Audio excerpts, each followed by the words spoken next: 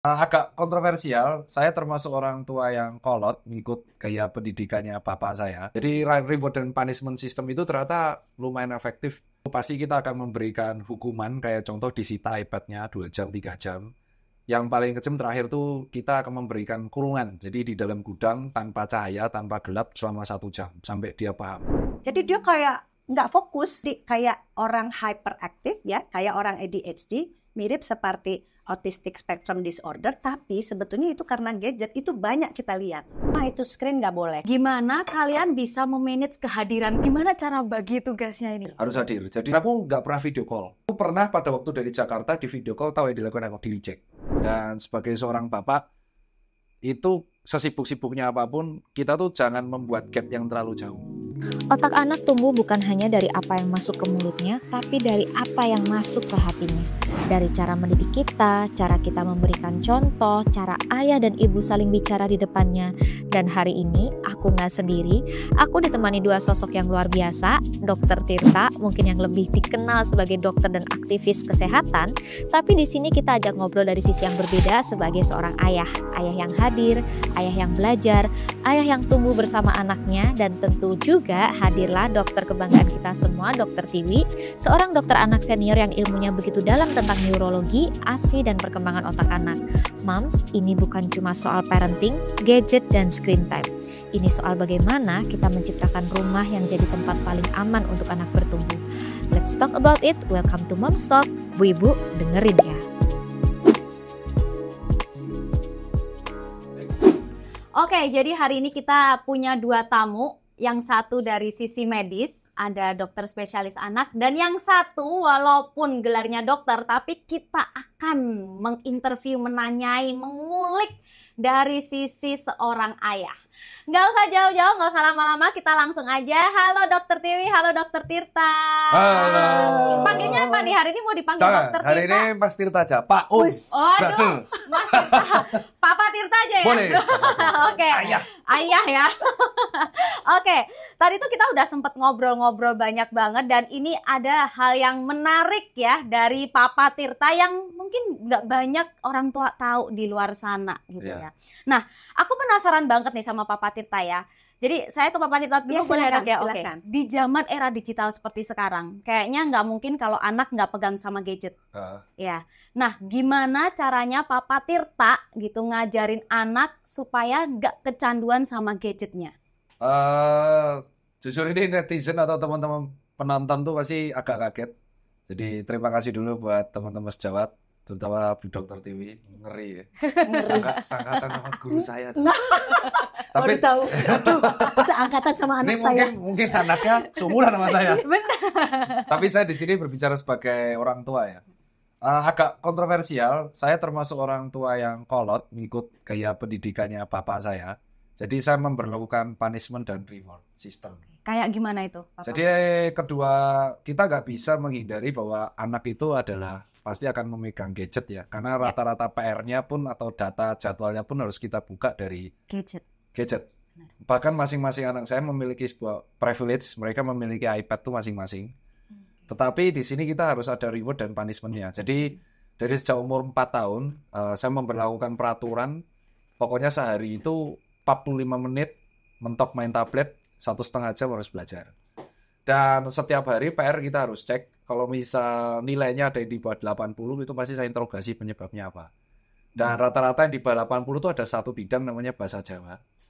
Tetap aksara Jawa, ini jujur-jujuran, walaupun wong Jawa tapi wangel tenan mereka. Dan kedua, keuntungannya adalah berkat ChatGPT, akhir-akhir ini saya sering membuat soal matematika sendiri buat mereka. Jadi kalau misalkan kita buat contoh di ChatGPT, prompternya benar, 60 soal benar, mereka akan dapat 45 menit utuh.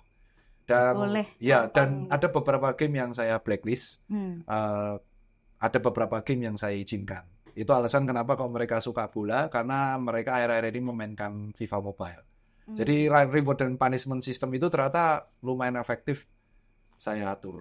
Oke, anaknya dokter Papa Tirta kalau boleh tahu usia berapa, Papa? Ya dua-duanya cowok, satunya 9, satunya 6, yang satu habis ngambil rapot, yang satunya TK baru ngambil rapot besok Jumat. Ini dua-duanya lagi di Jakarta karena mereka minta ke Dufan sama ke tempat kids action karena di Jogja nggak segede itu.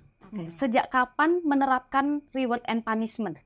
Wah, dari kelompok belajar kelas 4, kelas 5. Itu yang Umur 45 tahun ya. 45. Oh, Dua-dua 45 but tahun. memang kejam. Jadi kejam di sini adalah mungkin kalau bagi orang kan punishment itu ada 3 step. Yang pertama pasti akan kita ceramahi dulu. Yang kedua itu pasti kita akan memberikan hukuman kayak contoh disita iPad-nya 2 jam, 3 jam. Yang paling kejam terakhir tuh kita akan memberikan kurungan. Jadi di dalam gudang tanpa cahaya, tanpa gelap selama 1 jam sampai dia paham. Alhamdulillah sih, puji Tuhan yang aku suka itu adalah ketika mereka sudah batas waktu benar-benar diletain. Ya. Dan kedua-duanya kan sekolah di Al-Azhar ya, bisa ditanya ke guru-gurunya. Untuk yang anak pertama itu namanya Alfa, itu sering masuk kontenku. Dia main futsal dan bola, karena memang satu circle, teman-temannya ada banyak, aku hafal semua. Ada Alif, kebetulan si Alif ini bapaknya juga sama kayak saya, dia juga suka main bola. Terus ada Kale, itu juga suka main bola juga. Jadi circle-nya sesuai. Dia juga renang, dan akan mewakili sekolahnya besok di lomba renang sekota Madia. Jadi aktivitas fisiknya yang luar biasa tinggi. Sedangkan adiknya si Audio lebih aktif di musik, walaupun olahraganya juga kencang. Oke. Nah, berarti dokter mulai mengenalkan screen time ini di usia berapa? 4 tahun. 4 tahun, berarti waktu masuk TK ya? Ya, karena sudah pasti akan ketemu itu. Jadi saya cuma punya 2 pilihan. Antara dia tahu dari lihat temennya, ya karena temennya sudah mulai dipaparkan sama orang tuanya, atau dia belajar dari saya. Saya lebih pilih yang kedua. Lebih baik dia tahu dari saya daripada dia tahu dari orang lain. Oke. Pertama kali tontonannya apa, Papa? Ultraman. Aku masih ingat. Ultraman Reboot. Aku masih ingat tontonan pertamanya. Dua-duanya suka Ultraman. Tahu dari mana? Jadi ketawanya tuh kalau yang pertama kali dia nggak main iPad. Jadi aku ada TV smart gitu. Mereka nonton dari situ. Dan itu YouTube parenting. Itu selalu mereka nge-search-nya Ultraman. Dari situ beli Ultraman semua. Kedua, mereka mulai tahu Minecraft dan Roblox. Nah, di situ mulai aku batasin. Karena aku sampai ngulik soalnya. Ternyata di Roblox itu aku sampai tanya teman-teman di Twitter, ternyata banyak mods yang nggak bagus buat anak kecil. Baru di situ aku mulai memberlakukan screen time. Karena mulai Roblox sama Minecraft. Habis itu baru mulai bola. Aku bahkan tahu beberapa musik-musik. Jadi kalau teman-teman tahu kenapa kok Dr. Tirta musiknya suka Pong, suka Gen Alpha, itu yang beritahu anak aku malah. Iya. Anak kita seumuran anak-anak Gen Alpha ini. Iya, dan memang seperti itu. Jadi gara-gara mereka sudah mulai paham Ultraman pada waktu itu dan mereka nonton sendiri dari TV Smart, mereka bisa ngetik sendiri. Dari situ aku mulai discuss sama mamanya untuk memperlakukan screen time walaupun saat itu belum ada iPad. Kita anggap Smart TV itu juga tablet tapi besar gitu. Benar. Karena Smart TV kan. Barulah ketika SD, anak pertama SD pasti adiknya kan iri, udah pasti itu. Anaknya SD kelas 1, adiknya belum ngerti apa-apa. Nah, baru ketika kemarin ini adiknya nih, kakaknya sudah mulai paham, adiknya mulai ngikut. Ya udah di situ screen time nggak mau. Oke, berarti mulai usia 4 tahun ini per harinya cuma 45 menit. Kalau yang 4 tahun itu benar-benar cuman dipaparkan ini nggak boleh, ini ya. Jadi betul-betul aku yang nentuin. Kadang cuma 6 menit, 10 menit nonton TV. Ibaratnya aku offline-in, jadi download terus mereka nonton. Tapi kalau itu screen time pertama ya. Nah, screen time yang kedua tuh ketika anak pertama udah SD baru 45 menit itu. Oke. Lalu penerapan reward punishment-nya itu juga mulai dari anak usia 4 tahun? Ketika kakaknya udah masuk SD. Oke, kan terpaut 3 tahun ya anaknya ya? 2 tahun setengah sih. 2 tahun setengah. Dan ya berantem terus. Tapi nggak apa, berantem itu sehat. Jadi ya pada waktu itu pokoknya aku mulai sadar, yang pertama tuh lebih stable, yang kedua tuh gampang iri. Yang kedua gampang iri karena kakaknya kenapa boleh, aku nggak, karena kamu masih kecil. Aku juga, ya kan kakak juga anak kecil, nah, itu ribetnya suka bantah kan. Sampai akhirnya biar adil, ya kita adiknya udah mulai ngerti, kita berlakukan 45 menit adil. Dan gak enaknya kalau dua-duanya cowok adalah tabletnya nggak bisa satu. Ya, harus sendiri-sendiri. Harus sendiri-sendiri dan sita bareng-bareng. Jadi belajar bareng, ruang belajarnya bareng. Ngajinya juga bareng. Tapi puji Tuhan sampai sekarang yang les hanya bahasa Inggris. Kalau matematika aku masih bisa sendiri. Soalnya dulu aku pas SD, SMP, SMA memang alumni OSN aku. Olimpik aku. Matematika, fisika, kimia, biologi. Pinter semua ini. Pinter. Ibunya juga sama. Dia juga olimpik di fisika, kimia. Jadi kita masih bisa ngajarin anak kita sendiri mungkin sampai SMP. Nah, berkat ChatGPT itu enak sekali. Gara-gara ChatGPT Aku bisa ngebuat soal matematika buat anakku. Baru kalau dia udah jawab semua benar, tak periksa. Terus review tugas harian, selesai baru dia boleh. Rewardnya itu. Wow. Cuman fair enough, kalau dia nanti pas ngambil rapot bagus, dia minta hadiah. Nah, salah satunya pas kemarin kenaikan kelas 2, dia minta PS5. Ya udah. Game pertama yang dia minta Gran Turismo, game kedua yang dia minta FIFA FC24. Aku masih ingat. Wow, tapi ini semua games-games yang mikir pakai otak. Ya, aku juga nggak tahu dia tahu dari mana itu. Ternyata pas aku bahas di wali murid, teman-temannya juga gitu. Mainnya itu juga. Iya, jadi aku bersyukur satu circle tidak ada yang kena FF toxic. Tahu nggak game Nggak. FF toxic? Pasti itu. Itu FF toxic itu game yang kayak PUBG tapi toxic. Ya lumayan, mulutnya lumayan toxic. Oh, kayak di Discord gitu. Ya kayak gitu. Begitu. Kayak gitu. Dia mainnya bola. Nah gara-gara dia paham bola, kan kalau di FC Mobile itu bolanya itu kita nggak tahu teman-teman pemain FC Mobile. Jadi dia akan kalau main itu akan dapat gacha kartu pemain-pemain zaman dulu yang jago. Nah dia mulai ngulik tuh pemain zaman dulu. Jadi obrolannya setara sekarang. Dia paham, Pak kalau main Ronaldinho kayak gitu jagonya. Karena paham akhirnya ya kita bertiga tuh kalau di meja makan ngomongnya bola terus. Oke, tapi itu ada games-games yang beli pakai duit nggak, Dok? Iya, dan dia tahu itu. Dan dia nggak mau beli. Oke. Selama pakai uang. Oke. Wow. Gitu Keren kan. banget. Jadi pertama udah panas banget. Aku jadi terinspirasi. Oke, bisa belajar matematika lewat ChatGPT jadi nggak perlu bayar uang les. Lah itu nanti marah guru les ya. Itu marah. Itu bisa pula. Nanti kalau bingung tinggal chat Papa Tirta. Tolong soalnya kayak begini anak kelas. Jadi kan anak kita seumuran. Tapi itu cara memanfaatkan dengan baik ya. ChatGPT-nya enggak. Nah, dengan setiap dia bisa nggarap, itu adalah bonus time hari Screen itu. time-nya Iya, dia itu. hari Screen ini, time dia ya. itu adalah berapa soal yang dia jawab yang aku beli. Oke. Gitu. Oke, sekarang aku mau ke Dokter Tiwi dulu, Dok. Kan dalam banyak jurnal ya, Dok ya. Screen time ini sering banget dikaitkan sama anak-anak speech delay gitu. Nah, sebetulnya apakah memang kalau misal anak-anak yang nonton screen time berlebih itu ada sesuatu bikin otaknya jadi konslet atau otaknya ada kerusakan di otak anak ini, Dok? Saya senang banget statementnya Papa Tirta ya. Iya. Nggak boleh dokter Tirta. Nggak, Ya, Papa Tirta bener. Mabuk. Buat saya itu orang tua itu dokter terbaik ya. Saya banyak belajar dari para orang tua justru, dan saya senang sekali ada di sini sore ini karena kolot itu atau konvensional orang tua itu tetap sampai kapanpun memang harus begitu. Oh betul ya berarti itu. Betul. Jadi artinya kita jarang menemukan orang tua yang seperti Dokter Tirta ya, karena mungkin memang orang-orang pinter gitu yang mengerti bagaimana membesarkan anak. Saya mundur aja ya, karena sebenarnya sih kalau udah sampai terlambat bicara itu biasanya kita udah agak terlambat gitu ya, karena kan bicara itu kan baru benar-benar kita bergerak itu kalau 2 tahun tidak bicara, dan itu sebetulnya menurut saya telat. Ya. Jadi sebetulnya yang penting kita ketahui adalah deteksi dini ya. Jadi orang tua itu harus mengerti betul bahwa anak itu, tadi kan Dokter Tirta bicaranya udah besar, ini hasilnya. Tapi pasti kecilnya itu banyak hal yang dilakukan. Stimulasinya. Jadi artinya anak itu kan kalau lahir, dia perlu sandang, pangan, papan. Orang tua sekarang bisa mengerjakan itu semua. Ya, tapi yang orang tua lupa adalah mengasihi dan menstimulasi. Mengasihi ini dalam arti menyusui. Menyayang, menyayang. mengasihi, betul-betul mengasihi. Menyusui itu saya aktivis menyusui, Dokter Tirta. Oke. Jadi saya aktivis menyusui, tapi saya adalah sebetulnya orang yang senang sekali dengan otak. Jadi saya fellow neurologi, saya senang sekali dengan otak. Breastfeeding itu sebetulnya bukan hanya ASI-nya yang penting, tapi prosesnya. Ya, jadi banyak orang tua yang tidak bisa memberikan ASI, nggak apa-apa, yang penting dia menyusui. Artinya apa? Memang bukan itu cara untuk kita mengasihi anak. Bisa tadi main sama anak. Iya. Dia kan bisa diskusi walaupun bapaknya galak begini, tapi anaknya itu bisa diskusi, Interaksi. bisa interaksi. Itu kan bukan kerja yang 1-2 hari. Pasti dari kecil itu udah ada hal-hal yang dilakukan bersama-sama. Betul. Jadi kembali lagi ke terlambat bicara. Sebetulnya bayi itu sudah memberikan tanda ya. Jadi kalau saya biasa karena saya bekerja di rumah sakit bersalin dan saya punya kesempatan banyak sekali untuk mendidik orang tua dan menemukan kasus secara dini. Walaupun kita tidak boleh mendiagnosis. Oke. Ya kan? Jadi biasanya ini kita juga belajar dari bayi-bayi yang datang ya. Ada ibu yang 2 bulan datang, anaknya udah 2 bulan nih. Dia tanya nih, anak saya bisa lihat nggak, Dok? Dia bertanyanya begitu. Saya heran dengan pertanyaan itu karena 2-3 bulan bayi itu pasti orang tuanya bisa tahu lihat atau tidak kalau dia kontak benar sama anaknya. Betul.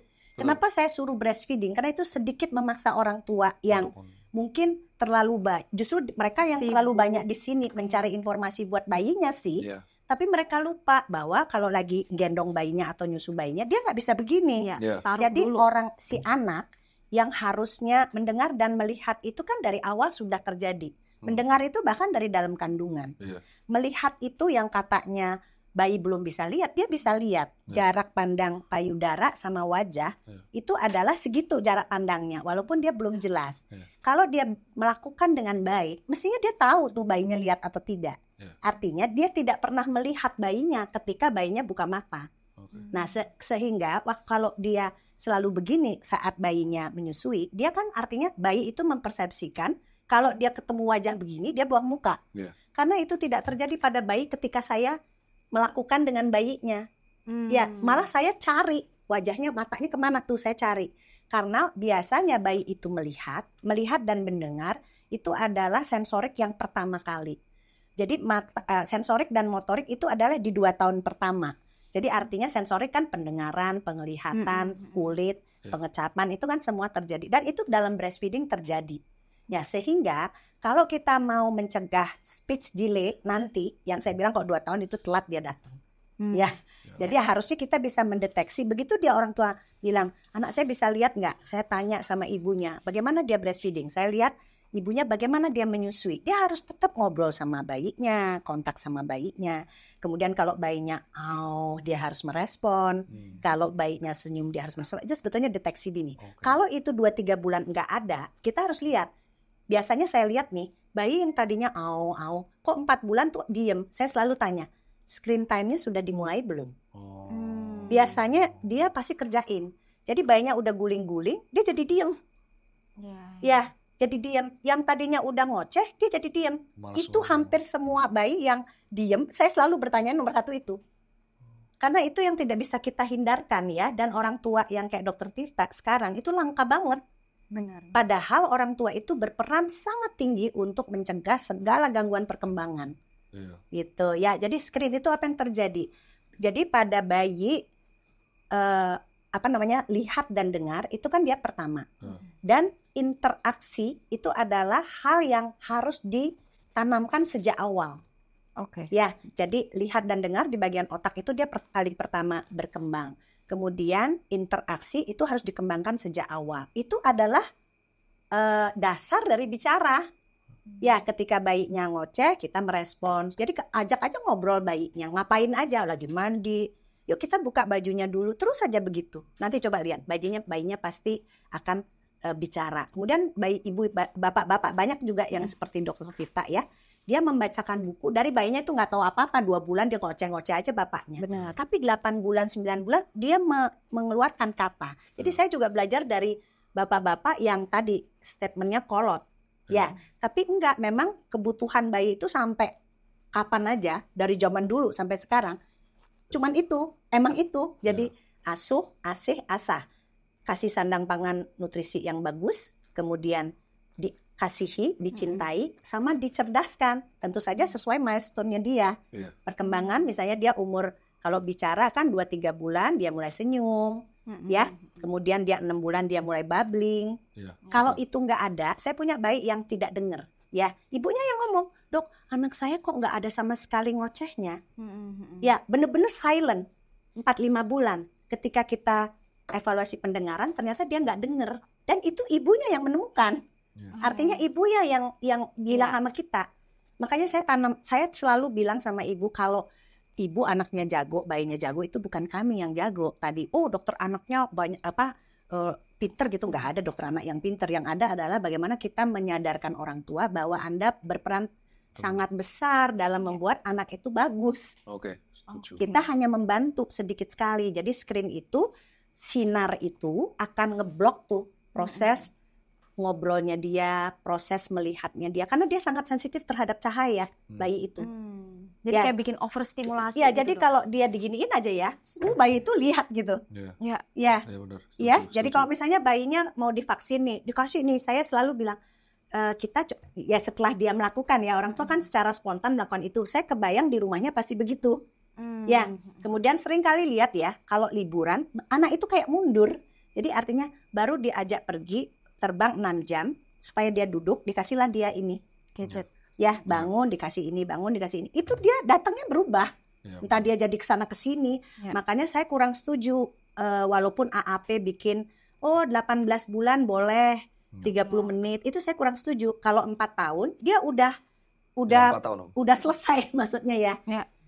Tapi kalau 2 tahun boleh 1 jam, itu saya kurang setuju karena saya punya banyak kasus yang datang 2 tahun 3 bulan, waktu 2 tahun ibunya pikir masa penyusuan selesai, terus dia kerja, nanti dia kasih bapaknya. Nah bapaknya nih mulai karena nggak biasa ngasuh anak kan, biar cepet, semuanya dikasih gini. Datang ke kamar praktek dia kelihatan kok itu bedanya. Jadi dia kayak nggak fokus. Tapi kalau diajak ngomong dia bisa interaksinya. Jadi kayak orang hyperaktif ya, kayak orang ADHD, mirip seperti autistic spectrum disorder, tapi sebetulnya itu karena gadget itu banyak kita lihat.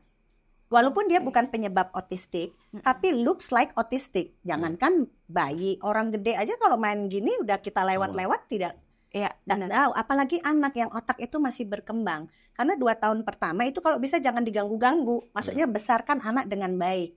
Karena screen itu dia sangat sensitif terhadap itu. Tidak bisa kita hindarkan itu terjadi kalau dia jadi diem, jadi apa? Karena itu memang cahaya penglihatan dan pendengaran itu pertama kali terjadi. Ya. Nah, kalau dia dan dia harus aktif ya. Jadi artinya kalau screen kan dia diem, pasif. Iya. Ya, lain kalau kita ajak ngobrol. Jadi Even dia itu harus di dalam screen kan orangnya gerak-gerak. ya, tapi dia nyanyi-nyanyi. pasif, dia diem, bengong. Oke, ya. Jadi prinsip perkembangan itu dia harus interaktif, harus aktif. Ya, jadi bayinya itu harus, kalau dia diem, kita harus ngajak supaya berespon, senyum. Dia kan bayi itu kan dikit aja kita gaya dikit maksudnya begini dikit dia ketawa. Ya. Jadi itu adalah terus kalau dia mama papa mama misalnya papa misalnya gitu ya. Atau apa yang disebut apa misalnya kan itu paling gampang. Itu jadi sebetulnya lebih ke isunya adalah deteksi dini. Karena kalau kita pakai red flag, belum ngomong 2 tahun baru terapi, terus dia udah ada gangguan interaksi, menurut saya telat. Jadi kalau kita bisa menentukan ini hati-hati, mana yang nggak boleh, jangan dikerjain. Dia memang harus benar-benar total, tidak ada tawar-menawar gitu. Kadang-kadang saya lihat di AAP atau di IDA itu ada, kalau video call boleh, gitu ya. Video call kan sering ya, bapaknya mungkin di luar kota video call. Artinya kalau sedapat mungkin kita bisa menghindarkan itu tentu baik. Tapi kalau video call itu kayak sedikit agak di-excuse, tapi itu kan deket ya. Dia deket tuh. Jadi kalau dia terlalu sering, terlalu lama, pasti juga berimpact. Karena mereka itu sangat sensitif terhadap cahaya otak itu.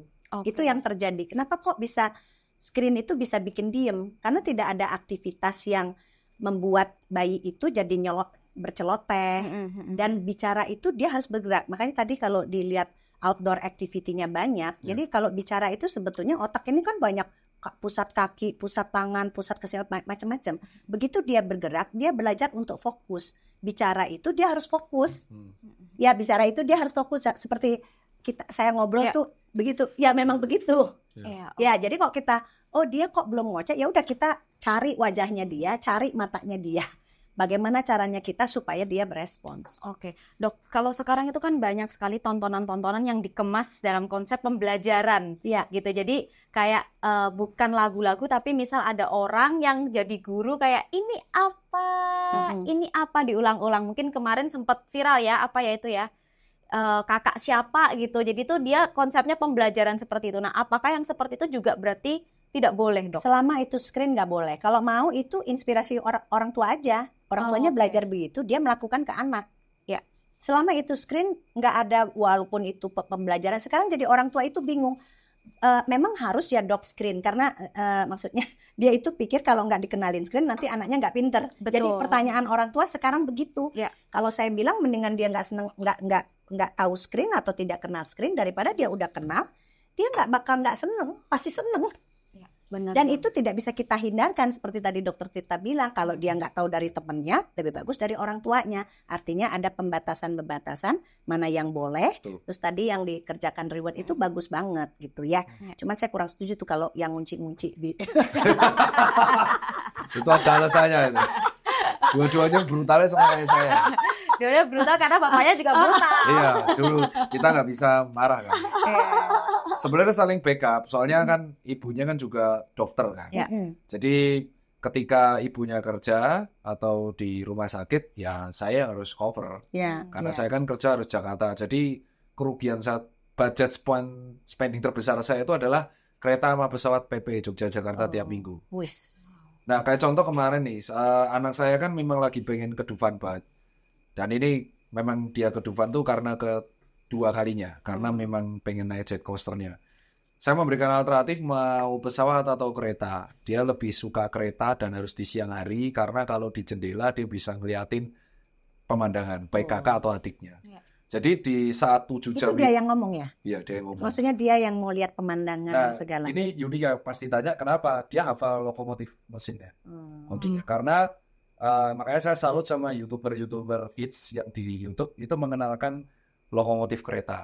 Ada itu, aku lupa nama akunnya, tapi dia memang mengedukasi mengenai lokomotif ini, teman-teman KAI itu.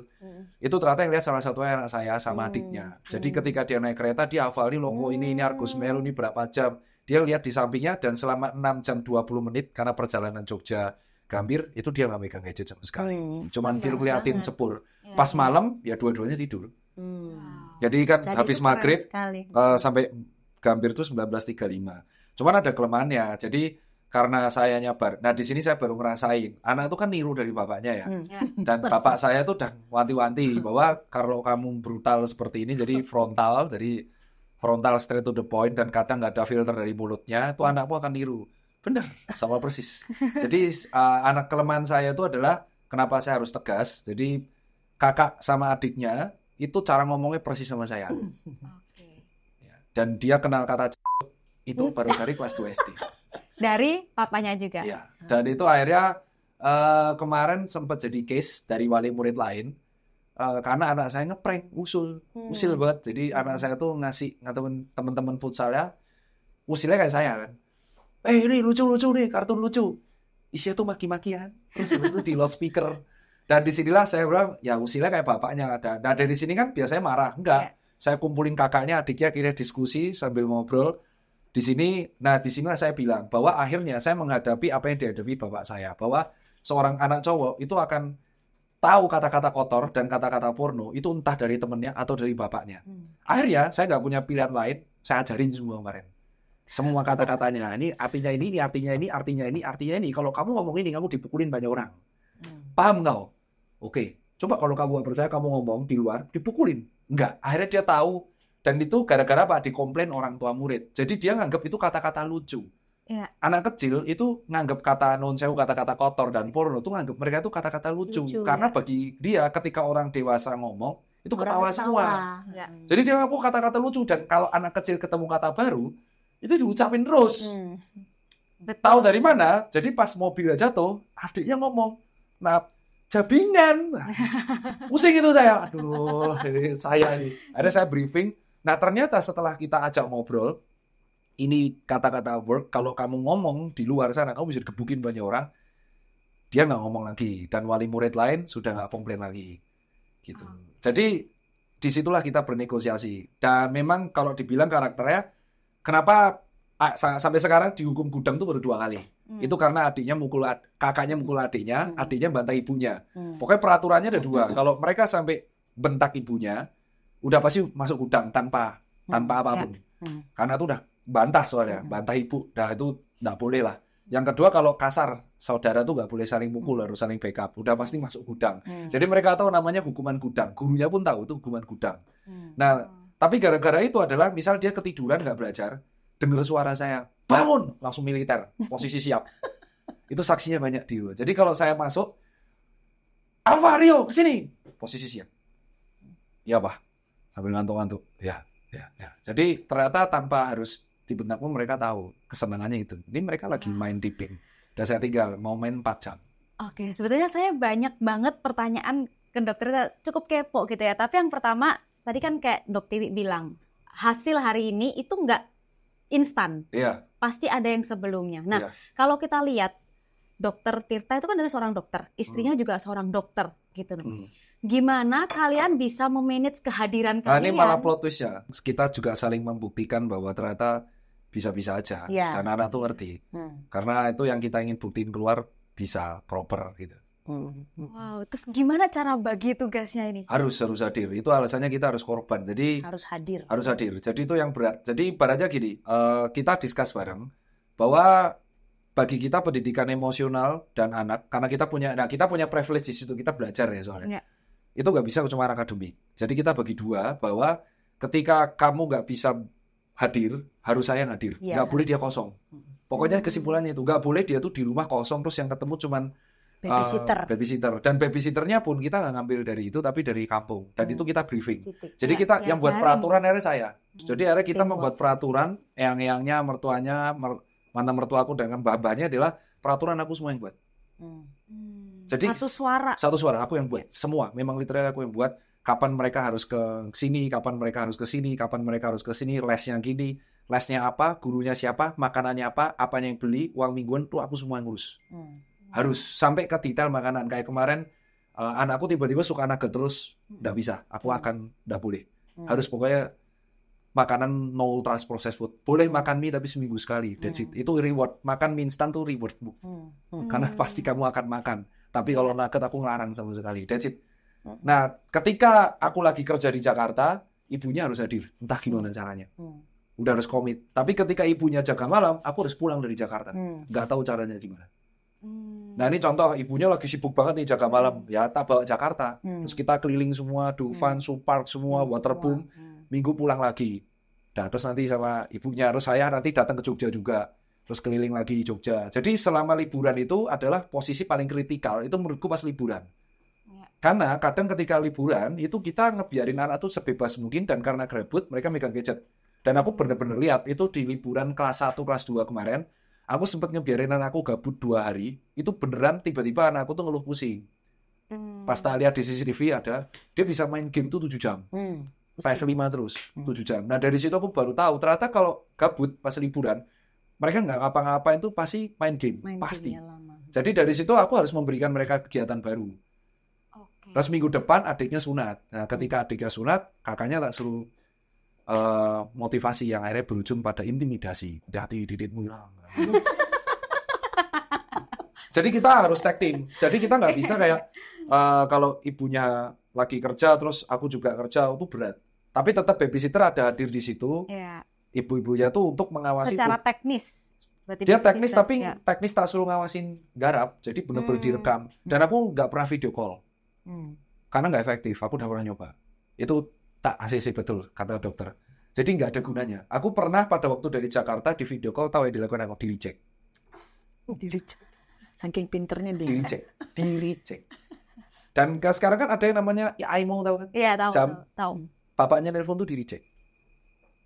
Jangan nelpon kalau aku nggak nelpon, malu di depan teman-teman.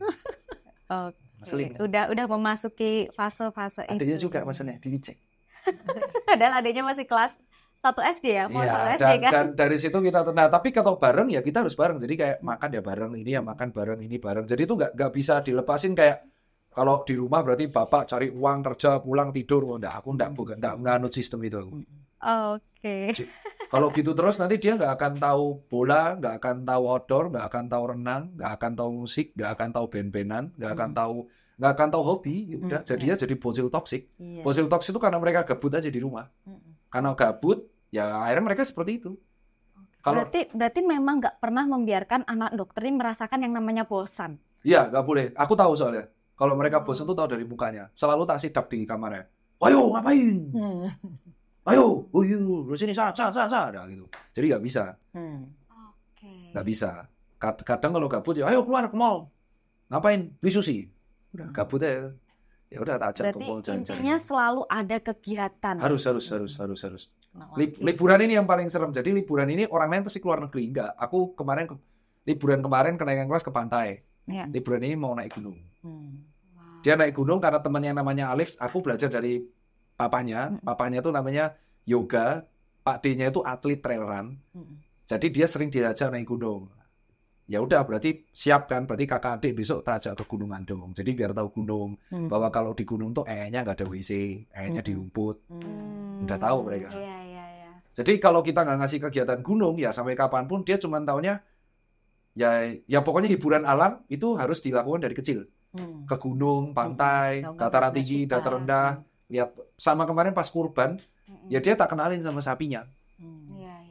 Benar. Tapi pas sembelih takut lihatnya. Sapinya dibelah Pak, udah pulang.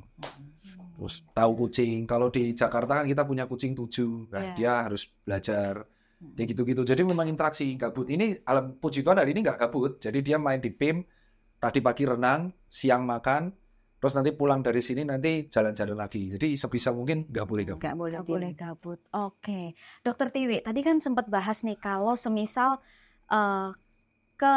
datang ke dokter Tiwi 2 tahun itu berarti udah terlambat gitu. Harusnya udah bisa dideteksi dari dini. Nah, gimana semisal ada orang tua yang memang datang ke dokter dan itu udah mengalami keterlambatan? Ya, biasanya kita evaluasi apa yang dikerjakan karena saya sering bilang ke orang tua kalau dia terlambat bicara itu kan sebetulnya kita harus cari, itu kan sebetulnya gejala. Kita harus cari ini apa gitu ya. Yang sering kan ini otistik bukan. Yang kita lihat interaksinya bagaimana. Kalau interaksinya kalau dipanggil dia masih mau, kalau ditunjukin dia kayak respon tapi cuman nggak bisa ngomong, itu kayaknya masih agak mudah lah. Yang penting jangan ada gangguan interaksi. Kalau ada gangguan interaksi itu biasanya kita mesti cepet. Ya cepet itu sebetulnya outdoor activity. Karena bicara itu kalau dia bergerak, dia lebih fokus, kayak oksigen otaknya ada, dia akan lebih gampang kita ajarin. Kita stimulasi dengan bicara ya. Tapi kalau dia interaksinya beres, ya udah tinggal tadi kalau dia screen time-nya kalau saya tuh agak ditakutin juga sama dokter sama pasien karena saya juga nggak mau kerja saya berat. Satu, yang kedua, saya punya tanggung jawab untuk waktu yang sangat besar untuk menemukan risiko gangguan perkembangan pada anak. Biasanya kita tahu ya, misalnya nih seorang ayah yang kerjanya work from home di depan laptop ya, itu kan dia sebetulnya anak itu kan lihat, denger, tiru. Ya, betul. Biasanya kan gitu, ya kan itu yang terjadi pada anak-anak ya. Jadi kalau misalnya dia dengar, lihat, dia walaupun nggak dikenalin, tapi dia lihat aja bapaknya di situ, ya, dia pasti meniru gitu. Jadi biasanya kita mengevaluasi itu. Kemudian kita seberapa dia aktivitas fisiknya, gitu. Biasanya sih itu cukup mujarab ya. Kita di sini kebetulan punya klinik tumbuh kembang, punya terapi tumbuh kembang, dan kebanyakan anak-anak otistik itu outdoor activity-nya tuh kecil sekali. Jadi artinya kalau dia tadi ya jago ini, jago itu, ke naik gunung itu udah pasti keren. Ya, dan emosinya kan tersalurkan dengan baik. Gitu ya. Jadi kalau anak-anak yang di dalam rumah banyak, sekarang kan kalau di Jakarta itu kan banyak tinggal di apartemen ya. Kan itu unitnya kecil ya. Ya, tapi mereka bagusnya kan ada playground. Memang orang tua harus begitu, ya udah kita bersama-sama dengan orang tua melakukan itu. Jadi enggak harus terapi, karena saya bilang tuh terapi itu kalau menurut saya kalau dia cuma terapi dia buang waktu, buang duit. Ya, jadi kita kasih tahu memang prinsip-prinsip perkembangan dan bagaimana supaya dia bicara. Itu ya. Jadi aktivitas dari baru bangun pagi sampai sore itu dikemas sehingga anak itu terus terlibat. Dan itu cukup mujarab ya. Saya juga punya yang anaknya pembantu rumah tangga ya, yang anaknya satpam gitu ya, anaknya driver, itu kan mereka suruh terapi ya berat buat mereka. Tapi kita kasih tahu aja pekerjaan rumah tangga aja dilibatkan. Gitu ya kan, anak-anak umur 2 tahun kok disuruh nyuci seneng. Bener. Air, cuci-cuci. Itu seneng mereka. Dan itu adalah satu aktivitas di mana memang harus ada yang tetap harus yang, maksudnya kalau ibunya lagi masak, kasih aja dia kupas-kupas daun atau kupas kulit telur, kan mereka tuh keponya tinggi sebenarnya gitu ya. Jadi gitu aja caranya. Tapi kalau memang itu adalah satu kesatuan dari misalnya otistik, kita memang harus cepat. Biasanya terapi itu untuk menjembatani atau untuk menginspirasi. Biasanya kan PR-nya banyak kalau terapi itu. PR-nya itu outdoor activity. Ya, jadi kalau misalnya naik sepeda, main bola sebelum dia makan nih, kalau enggak dia nggak bisa kesana, nggak bisa fokus. Karena kalau bicara itu dia harus fokus. Untuk fokus dia harus bergerak. Prinsipnya itu.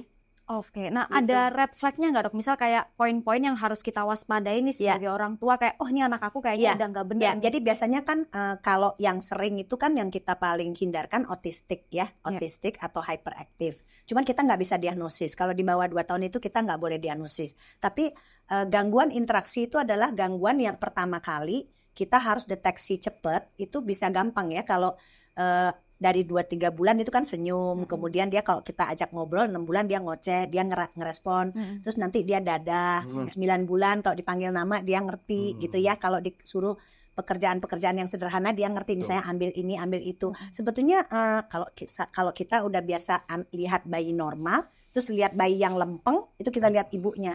Oh ibunya lempeng juga nih. Artinya kadang-kadang kan dulu banyak pakai masker terus dibuka maskernya, ibunya tuh kan semua orang tuh beda-beda ya. Tapi kalau punya bayi tuh harus happy muka itu, harus toppingnya kalau pizza itu toppingnya harus banyak. Gitu. Sebetulnya ekspresif. Ya, jadi kita kalau lihat kita nggak lihat ibunya bapaknya, tapi kita lihat anaknya, kita bisa prediksi nih anaknya orang tuanya pasti modelnya gini. Sama seperti saya nggak ngelihat anaknya Dokter Tirta, tapi saya bisa prediksi anaknya tuh pasti kayak mirip-mirip gini, gitu. Iya kan? Ini Tirta. Iya, jadi lagi. Jadi deteksi dininya biasanya bisa tepuk tangan itu kan 8 bulan, dadah itu 9 bulan, dipanggil nama 9 bulan. 1 tahun dia harus 1 kata, dia ngerti perintah sederhana. Kemudian kalau saya bilang kalau 2 tahun belum ngomong terus puter-puter, maksudnya interaksinya jelek, itu menurut saya sih terlambat. Karena kan 2 tahun pertama itu kan otak sebetulnya masih plastis. Jadi sebetulnya kita bisa intervensi tuh sebelum 2 tahun. Tapi buat saya sih tidak ada kata terlambat. Jadi kerjakan aja, kejar aja gitu. Karena otak itu kan terus berkembang. Tapi memang paling gawat itu, paling kritis itu di 2 tahun pertama. Gitu ya. Jadi interaksinya harus kita pastikan bagus gitu ya. Kemudian harus kita pastikan dia dengar. Ya, kadang-kadang ada dulu saya pernah didatengin 2 tahun belum bisa ngomong, di terapi bicara ternyata tuli berat. Jadi artinya kita harus pastikan kalau anak umur 9 bulan, 12 bulan tuh kalau dipanggil nama masih noleh, kalau dia lempeng ya kita harus pastikan ini dia dengar nggak gitu ya. Kalau anaknya bisa gini ya, kalau dari depan dia bisa nih. Tapi kalau dipanggil kok nggak noleh, jadi kita dengar pendengarannya bagus nggak? Karena bicara itu kan dari pendengaran, otaknya harus benar, kemudian mulutnya harus bergerak. Jadi 3 organ itu harus kita pastikan benar. Oke, nah kalau Papa Tirta nih sekarang, pernah nggak sebagai seorang papa gitu ya merasa takut anaknya trauma? Karena kan ini cukup, apalagi sekarang eranya gentle parenting gitu ya. Terus kalau Papa Tirta kan saya lihat tadi kan tegas ya. Saya nggak bilang itu jahat, saya bilang ya tegas, militer. Nah benar. Pernah nggak kepikiran kalau anakku trauma atau anaknya memang ada trauma sama Papa Tirta? Oh tidak. Apa itu? Tidak. Gimana tuh caranya? Pasti tidak trauma. Tidak, karena aku sering ngobrol sama dia. Jadi pokoknya aku, mamanya, kita sering duduk bareng di meja. Jadi aku nggak tahu gimana, tapi kita tuh punya teori gimana caranya interaksi terbaik sama anak tuh meja makan. That's it. Jadi di meja makan itu kita nggak hanya makan, kita sering ngobrol. Jadi anaknya nggak cuma makan tok, gitu. Tapi meja makan itu adalah saat gimana sekolahmu, ininya gimana. Jadi kita nggak cuma merintah, kita tuh nggak cuma ayo garap PR, that's it, selesai, terus di kamar pulang tidur. Tapi kita tuh sering interaksi di meja makan. Baik saya, ibunya, dia. Dari kecil ya? Dari kecil, harus. Dari kecil. Jadi meja makan itu tempat sakral bagi kita. Bagi kita tuh bukan tempat kasur, bukan ruang tamu, tapi adalah meja makan. Jadi sebisa mungkin apapun yang terjadi ketika kita makan, anak makan tuh ada ibu bapaknya. Kalaupun bapak ibunya tuh nggak ada atau kita lagi kerja, itu babysitternya ada Bu Idang Busri, itu memang dari Ngawi, itu harus ada di situ tuh ngajak ngomong. Kamu ngapain, di sekolah ngapain. Jadi akhirnya mereka terbuka. Kayak contoh yang paling simpel, mereka tuh sangat trauma kalau nggak garap PR. Karena hukumanku keras banget. Aku selalu ngomong bahwa nggak garap PR itu adalah bentuk kamu tidak menghormati gurumu. Even kamu tuh bapakmu Tirta atau dia tuh tahu aku siapa masalahnya. Itu jadi masalah. Jadi challenge-ku terbesar sekarang adalah anakku tuh udah mulai tahu aku tuh siapa. Privilege buat anak. Ya, mereka tahu punya privilege. Kenapa? Karena wajah bapaknya tuh udah muncul di YouTube Short semua. Anakku tuh nggak main TikTok, anakku mainnya YouTube Short. Jadi tahu, oh bapaknya tuh kayak gini. Akhirnya, ya aku mulai mengajari, dan setiap kali, ya ini makanya buat teman-teman ya, aku tuh sering agak terganggu ketika ada teman-teman yang Blak-blakan kalau di Yogyakarta itu langsung ketika aku lagi makan sama keluarga minta foto di depan anakku. Jadi anakku tuh tahu aku sosok yang punya follower gara-gara setiap makan sama anakku itu selalu ada orang tuh antri buat foto. Itu di depan anakku sendiri. Jadi ya anakku tahu, oh bapakku orang yang dikenal ya, that's it. Dan mulai kakak-kakak kelasnya tahu bapaknya itu siapa. Jadi itu yang sebenarnya ketakutanku adalah ketika sang anak itu tahu bapaknya itu bukan orang biasa. Itu challenge-ku di masa yang akan datang. Tahu bahwa bapaknya tuh punya aset ini, tahu bahwa bapaknya punya follower lumayan banyak. Dan follower banyak itu kalau di medsos kan terkenal. Apalagi kemarin wajahku dibuat anomali. Plot twist-nya itu adalah si anakku itu. Aku tuh kemarin tahu mengenai bercandaan brain rot itu paling awal. Kayak tung-tung sahur, krokodilo bombardilo. Itu yang ngasih tahu anakku. Itu plot twist tuh. Jadi bukan aku tahu. Tapi kita tebak-tebakan. Jadi akhirnya aku mau nggak mau tahu apa sih brain rot itu. Jadi aku tahu ternyata yang buat di Indonesia namanya adalah salah satu kreator shit posting kita bilang namanya Noxa dan itu viral, dia tung sahur dan itu Italian brain rot kayak krokodilo bombardilo berpatabin. Akhirnya kita bertiga ngulik terus kita tebak-tebakan brain rot. Oke, itu gimana cara Papa Tirta mengulik? Karena kan itu sekarang lagi viral banget. Harus tahu. Sedangkan kita kan kalau sebagai orang tua tuh kadang cuma kayak nggak boleh nonton itu. Itu bedaku sama orang tua yang lain. Aku harus tahu apa yang dikenal sama anakku. Harus tahu, literally harus tahu. Ya. Jadi sekarang anakku lagi ngulik. Dia kan kemarin main FIFA Mobile. Ternyata di Minecraft itu ada juga FIFA-nya, ada bolanya. Jadi aku harus tahu apa itu backroom. Nggak tahu kan backroom? Nggak tahu backroom. Nah, backroom itu adalah sebuah hal yang ada pada Roblox atau Minecraft. Yang kalau dimainkan itu ada anomalinya. Jadi hantunya itu gede-gede mukanya. Terus bukan hantu tapi muka orang shit posting dan bagi mereka itu lucu dan serem. Jadi kayak mukanya Donald Trump jadi gede tapi kepalanya jadi kaktus. Itu bagi mereka tuh lucu. Kita harus tahu bercandaan mereka kayak gitu. Ya itu benar banget. Harus ngulik. Jadi itu sesuatu yang lagi viral sekarang ya di anak-anak. 2 bulan lalu, sekarang udah beda. Sekarang lu baru taung udah beda lagi. Udah beda lagi. Zaman ini kayaknya cepet banget dok. Aku kemarin juga karena tiba-tiba anakku yang SD dia bilang tung sahur bombardiro kokodiro kayak gitu. Aku udah pertama nggak ngerti itu apa gitu loh. Ternyata harus tahu ya. Harus tahu. Nah gimana caranya dokter komunikasi ke anak dokter? Tanya, ngobrol.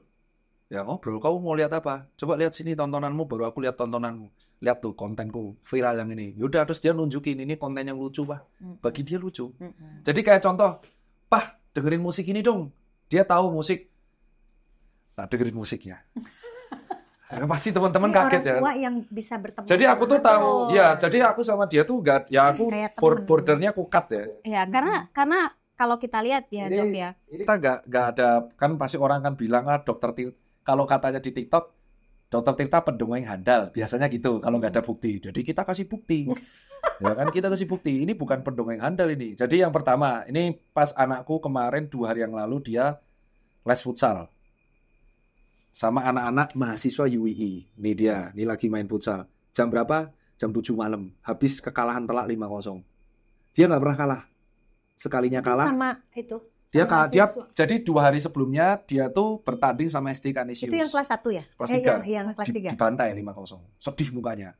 Dan aku sama Yoga, papahnya Alif tuh sepakat sama papa-papa yang lain kalah itu hal biasa. Jadi kita kasih ke teman-teman mahasiswa UII. Mahasiswa UII itu punya UKM terus dilesin di situ.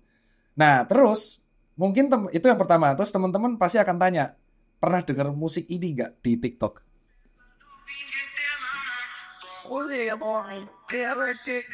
Nggak tahu kan? Iya, nggak tahu.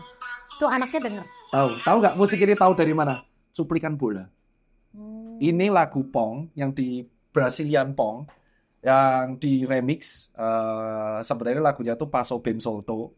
Terus dia itu dibuat soundtrack biasanya mengiringi lagunya si CR7 atau Lionel Messi ketika ngegolin. Terus pakai simbol tengkorak kayak gitu. Terus kedua ada Lamine Yamal yang lagi dribbling pakai lagu dansa. Itu semua anak tahu. Semua literally anak SD tahu. Dan akhirnya aku mau nggak mau harus tahu. Nah ketika aku buat konten itu di TikTok itu viral dan semua Gen Z tuh kaget kok kamu tahu. Ya itu karena anakku. Jadi aku tuh tahu semua tren sekarang tuh karena anakku. Nah kalau kita misalkan di meja makan nggak pernah ngobrol, ya aku nggak akan tahu tren itu. Ya. Nah aku tuh bukan tipikal orang yang nggak mau tahu tren sekarang, harus tahu. Harus tahu. Jadi tahu lagu-lagu ini tahu dari mereka. Kayak contoh, Pah, tahu lagu Toma ya, itu dari anakku juga. Bingung ya. Dok, aku tuh yang jadi pertanyaan tuh begini. Kan kalau orang tua lain tuh kebanyakan ketika anaknya ngeliat sesuatu kayak contoh anomali, itu kan sesuatu yang sebetulnya kayak nggak jelas kan. Lucu itu. Loh, iya lucu, tapi kan maksudnya banyak kayak edukasi itu yang kayak anak-anak nggak boleh nih nonton anomali gitu. Nah, biasanya kita tuh sebagai orang tua kan langsung nggak boleh nonton itu gitu. Nah, atau misal cara ngelarangnya. Nah, kalau dari sosok Papa Tirta tuh gimana? Nonton bareng. Tak balik lah, itu nggak semua harus dilarang. Pas tak lihat, aku lihat dulu.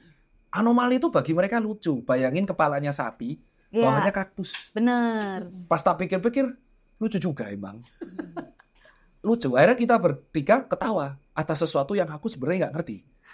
Jadi aku menertawakan kenapa aku Jadi kamu ngeblend di dalamnya ngeblend. situ. Jadi kita nonton bareng, tebak-tebakan. Akhirnya kita tebak-tebakan. Tung, sahur. Cappuccino, assassino, cappuccina, ballerina, berber, patapim. Nggak tahu kan? Tahu.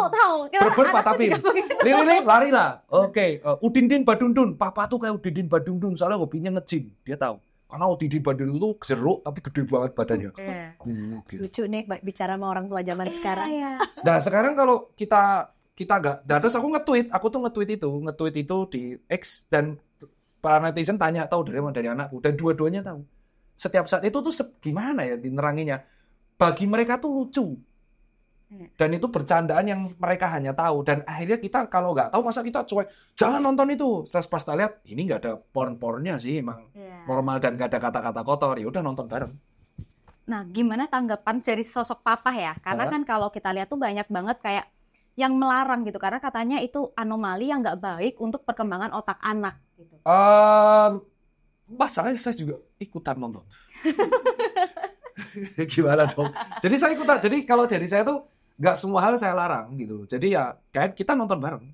Jadi kita tahu membatasi dan mengekspresikan apa. Kecuali kalau sudah, nah ini yang orang-orang nggak tahu. Mungkin teman-teman anggap ya, yaudah nonton aja film kartun gitu. Nah masalahnya kemarin ada film kartun masuk ke HP anakku. Kalau nanti Bu Dokter tak kasih, tapi off the record aja ya. Nanti di belakang sini. Itu kartunya simbolnya titit. Iya. Banyak kadang malah kayak. Jadi simbolnya itu tokoh utamanya lucu, tapi tokoh utamanya itu bentuk titit. Anakku tuh nganggap itu lucu. Ya langsung tak briefing loh. Sini kau. Woi, kau tahu dari mana di kartun? Nah udah. Tapi marah-marahnya sambil lucu. Ya ampun pak. Ketak. Kamu tahu dari mana ini? Udah aku tunjukin kau sama siapa aja. Sudah aku tunjukin ini. Wah, aku langsung japri satu-satu tuh. Nah, karena dia udah terlanjur nunjukin ke teman-temannya, aku langsung japri ke orang tuanya dulu yang paling ku kenal juga. Ya aku nyuruh driverku minta maaf ke masing-masing. Jadi ada larangan-larangan. Kamu kalau sampai nyebarin itu lagi, botos kamu. Siapa ampun pak. Tapi lucu pak, bentuknya kayak titit tapi pakai topi koboi. Bukan itu maksud saya. Itu nggak pantas itu. Nah, jadi kita harus ngobrolnya jangan langsung dipukulin. Nah, biasanya kan orang tua zaman dulu goblok, nggak bisa. Harus dikasih tahu kenapa mereka dimarahin. Ini nggak boleh, ini porn, tahu porn nggak boleh. Kamu kalau kayak gini terus bisa membuat toksik di anak-anak lain, dan nanti anak-anak lain bisa menteracuni keluarganya. Kamu mau keluarganya nonton bareng simbol titit? Ya sih pak, lucu sih kalau gitu. Ya nggak lucu tuh, nggak boleh lah kayak gitu. Akhirnya diskusi. Akhirnya dia nggak pernah lagi. Jadi dia jadi galak-galak, tapi kita harus ngasih tahu. Yang aku nggak bisa cegah itu ceng-cengan bola. Nah kalau udah gitu udah nggak bisa. Kayak kemarin Liverpool kalah sama Madrid kan di final UCL. Tuh habis aku dihujat. Tim apa jago? Pecundang ternyata. Diam. Kau masih hidup dari rumahku. Kau sekali lagi ngajak Liverpool keluar kau dari rumahku. Siap. Kayak temen, kadang-kadang kayak bapak. Iya, jadi kita harus, jadi menurutku kesimpulannya adalah dengan basa-basi yang aku omong ini sebagai bapak, aku harus bisa memposisikan kapan sebagai bapak, kapan sebagai temennya, kapan sebagai tentara yang ngawasin dia, kapan sebagai orang yang siap menghukum dia, gitu. Kalau ibunya udah nggak bisa digugat, itu tempatnya mereka curhat. Mereka tuh nggak berani curhat ke aku, curhatnya pasti yang lucu-lucu, kalah dibantai.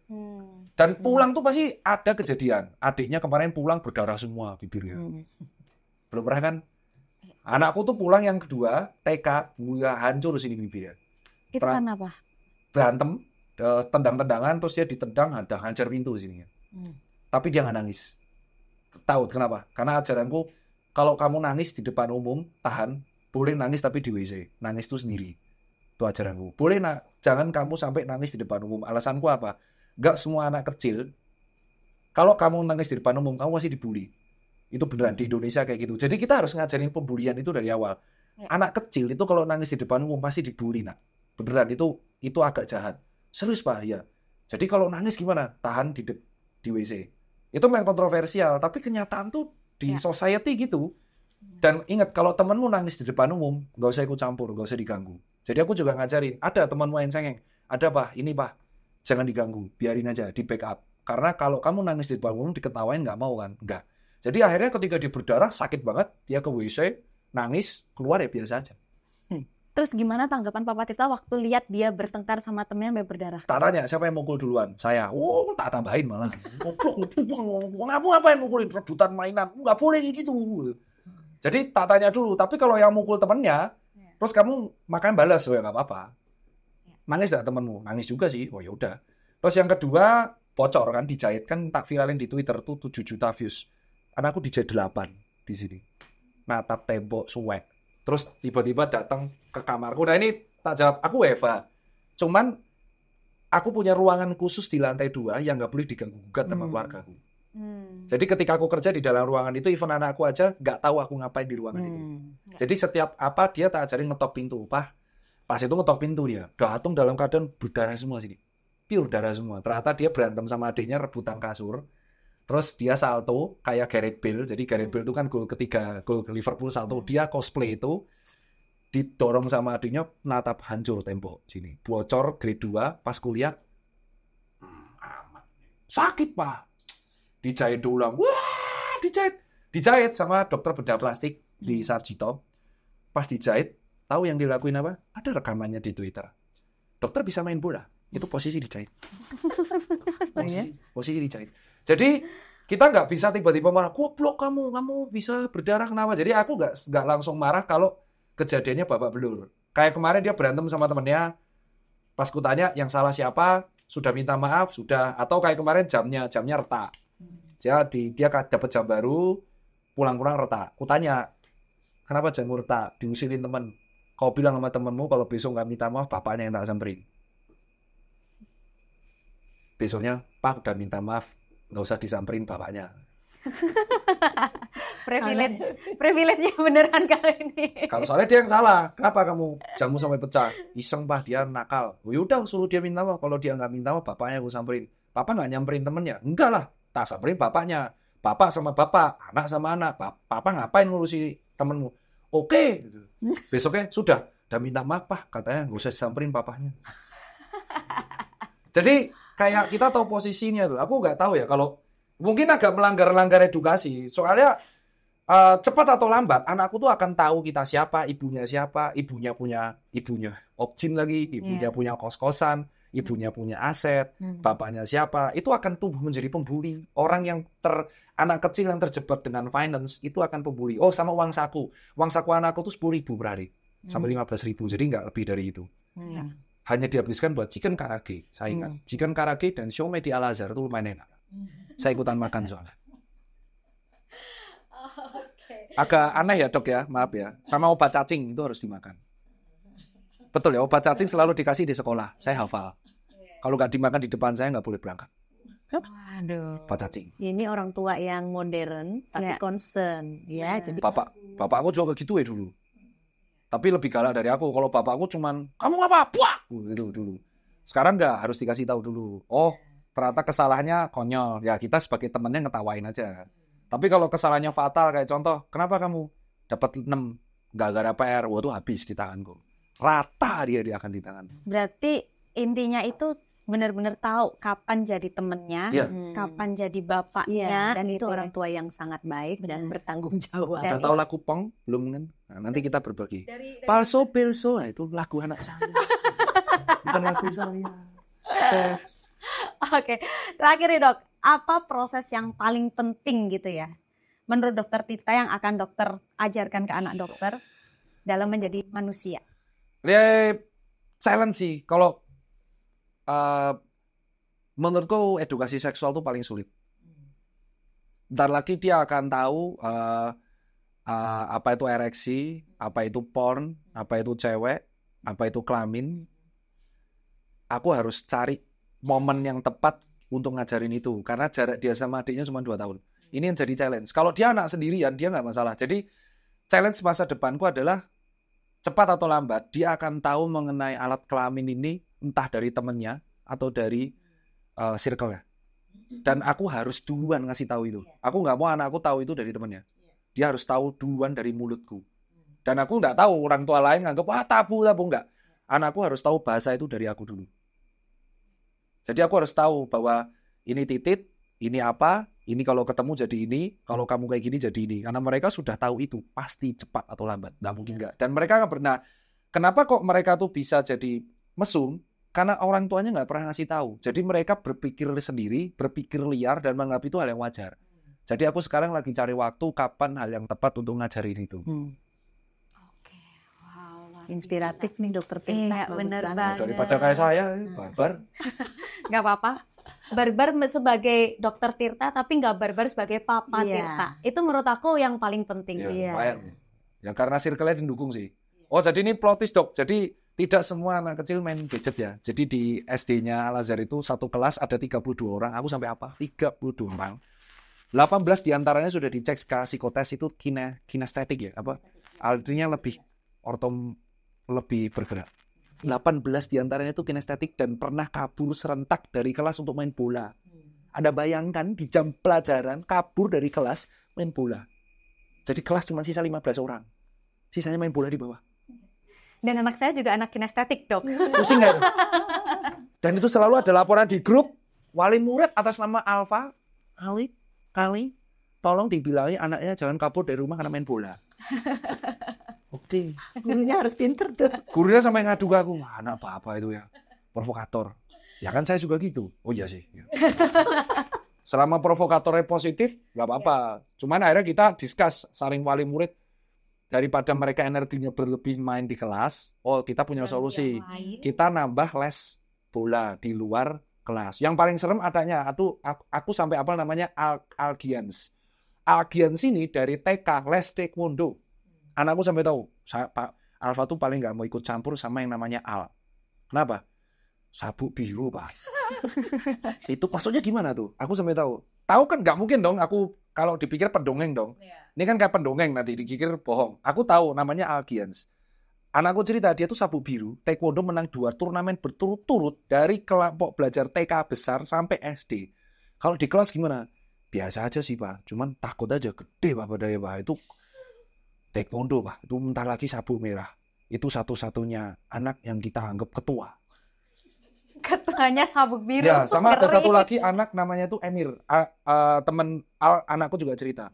Emir ini katanya kalau ngomong Al-Quran, dia memang nggak sangat merdu. Terus aku tanya, kenapa kok dia sangat merdu? Dia sampai cerita, kakaknya soalnya hafiz, Pak. Oh. Jadi kalau aku nggak mungkin bohong dong, orang anakku yang cerita kan. Aku tahu ini karena anakku yang cerita. Setiap meja makan dia cerita. Aku selalu tanya, temanmu yang paling unik siapa? Emir, Pak. Dia penghafal Al-Quran, suaranya merdu sekali. Jadi Alfa kalau nggak tahu tanya sama dia. Kalau Algian sini paling jago taekwondo, tapi pendiam. Tapi sabuk biru. Terakhir juara apa? Tingkat kota Pak taekwondo. Tingkat kota. Oh ya jangan ikut campur. Ya singkat sih Pak. Alfa gak pernah mau main-main sama dia sih. Paling akrab dia sama Kale sama Alif. Alif itu anaknya Yoga. Yoga itu temanku. Dan Yoga itu adik iparnya Rahmat Septianto, atlet trail run paling terkenal di Indonesia. Yoga ini lebih serem dari anakku. Dia sudah bisa trail run 7 kilo di Lawu. 7 kilo lari. Dan dari mana aku tahu kalau anakku nggak ngobrol? Sampai gitu detail ya. Harus detail. Sahabat. Jadi sahabat. Jadi mereka tuh punya geng, bukan geng, kelompok bermain tuh 17 orang. Kemana-mana bareng. Sampai pas kemarin bapak gurunya namanya Pak Rais, itu kondangan. Pak Rais itu kondangan. Istrinya itu satu SD. Dipisahkan, berarti kalau nikah kan nggak boleh bareng. Jadi bapaknya nanti ke SD 55 di Bantul kalau nggak salah. Ibunya tetap di situ. Jadi nikahannya kemarin adalah habis turnamen futsal. 17 ini berangkat nyewa bis. Seru. Nggak seru itu. Seru. Jadinya umek pasti. Dan tahu nggak? Saya nggak mau berangkat kalau ini nggak berangkat. Ayo 17 ini satu kelas jadinya berangkat ke Gerabak. Rumah gurunya Pak Rais tuh digerabak tuh Magelang pojok Sitik. Ya, itu jauh kali itu. Terus akhirnya kepleset kejerup masuk sawah 3 orang. So, anak-anaknya.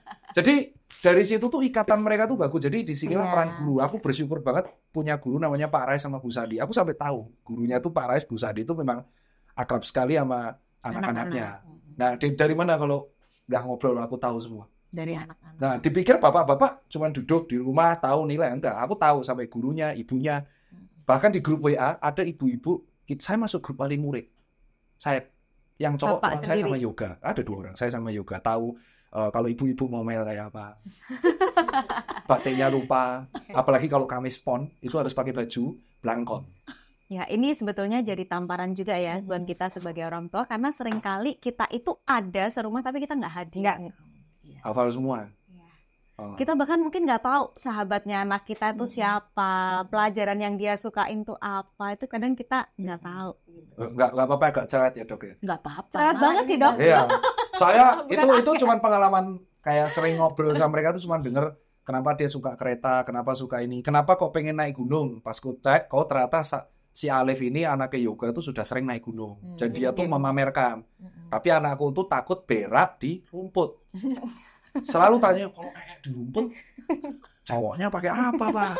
Ya nggak ada dong. Masa kayak kucing? Ya emang kayak kucing. Corok dong, Pak. Bisa nggak kita naik gunung turunnya pakai helikopter? Papanya Papa Tirta. Iya, terjun payung aja kau gitu kan. Akhirnya terus adiknya, kalau kakak mau naik gunung, aku juga mau naik gunung. Kan repot. Masih 6 tahun naik gunung. Waduh, ini kalau ke Merbabu mati nih aku kan. Hipotermi. Akhirnya kita nyari gunung yang bisa didaki. Pertama yang bisa dinaikin sama anak umur 6 tahun. 1 Andong, 2 Bromo. Bromo soalnya naik sih. Iya.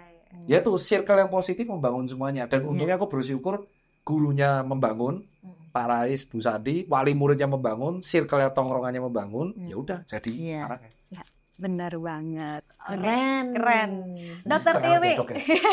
Sekarang ke Dokter Sampai Tiwi nih. terpesona. Kayak anak kecil ya begitu. Bagus. Kalau dokter punya satu pesan buat para orang tua di sini gitu ya. Terkait tadi kan kita udah ngobrol banyak ya, Dok ya. Apa pesan yang ingin Dokter Tiwi sampaikan? Kali ini bukan dari sisi kedokteran juga, tapi juga dari sisi seorang ibu. Ya, sebetulnya sih tadi saya setuju banget orang tua harus hadir. Karena mempunyai anak itu sebetulnya kita harus bertanggung jawab dengan kehadiran anak itu. Jadi kita tidak boleh tidak tahu apa yang terjadi pada anak. Atau saya tadi bagus banget Dokter Tirta mau mengajarkan tentang seks ke anak dan sudah membangun itu di anak sehingga pasti lebih mudah. Tinggal mencari waktunya. Dan kalau anak laki oleh seorang ibu itu lebih sulit.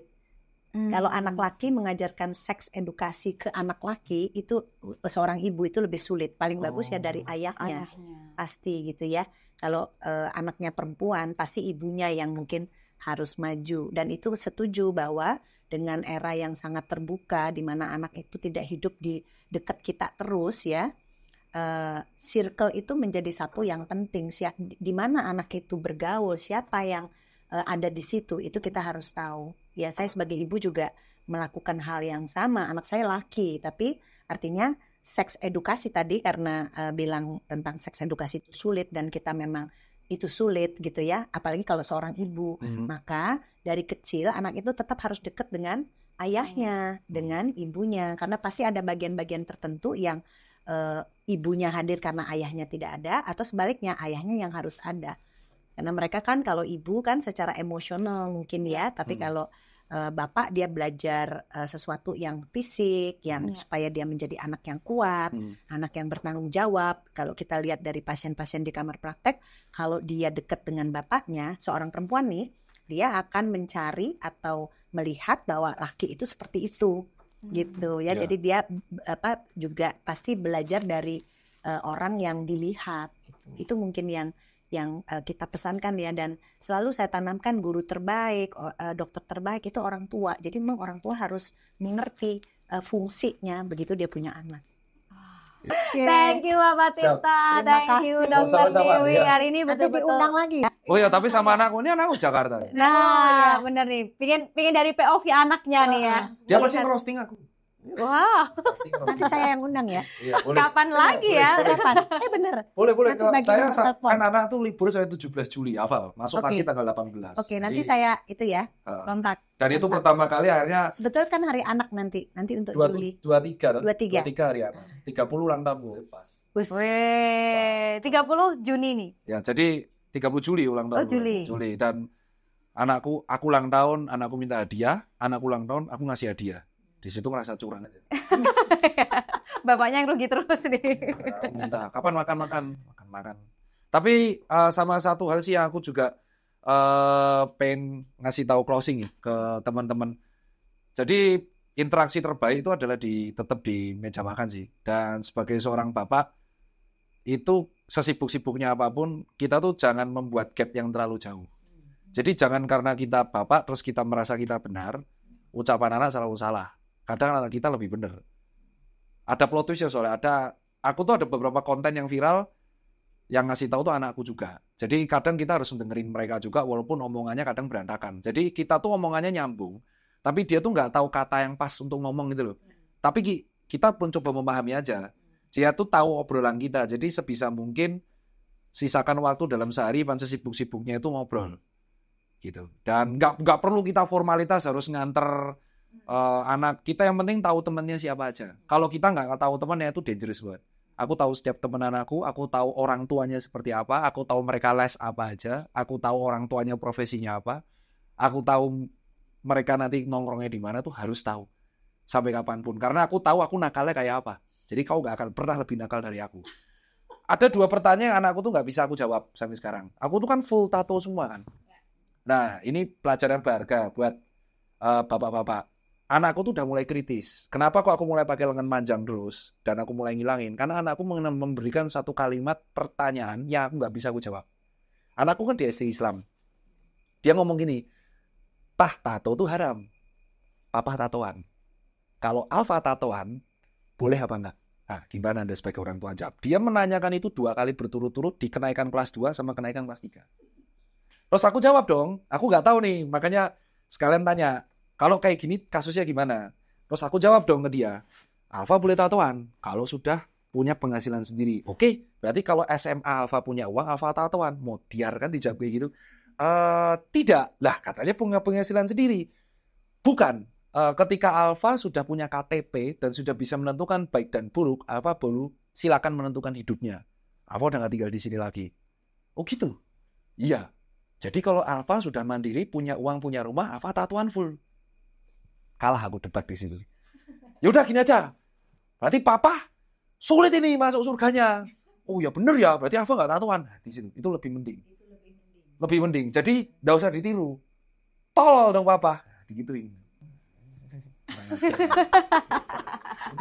Dan akhirnya di situ tuh berarti aku mengambil kesimpulan, berarti anakku itu kritis, menilai aku sampai atas sampai bawah. Berarti mungkin dibahas. Tapi kalau aku ke sekolah itu memang kelihatan paling sangar, anak-anak yang lain seneng. Oh, papanya.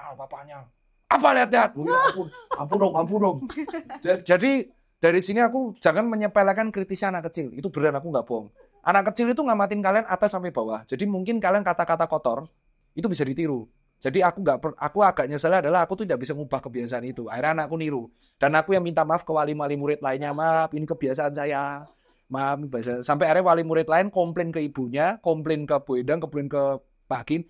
Bisa nggak bapaknya agak mengontrol mulutnya karena mulai anaknya niru. Nah dari situlah ada 2 kebiasaan jelek yang ditiru sama anakku. Moga-moga bapak-bapak jangan meniru apa yang kulakuin.